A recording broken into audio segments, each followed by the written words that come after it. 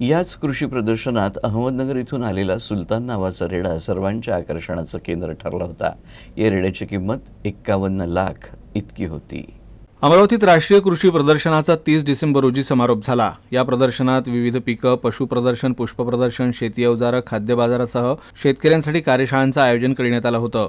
विविध सांस्कृतिक कार्यक्रम देखील इथं घेण्यात आले। प्रदर्शनीत आकर्षणाचा केंद्रबिंदू ठरला सुलतान नावाचा रेडा। सुलतान हा मूर राहा जातीचा रेडा। एका चारचाकीपेक्षा पण त्याची किंमत महाग। ती ऐकून सर्वच थक्क झाले।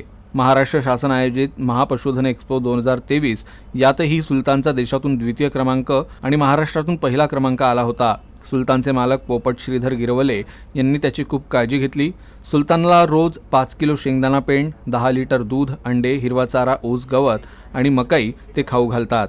त्याचं वय 5 वर्षे 3 महिने आणि वजन 110 किलो आहे। हा रेडा सर्वांच्या आकर्षणाचं केंद्र ठरला होता।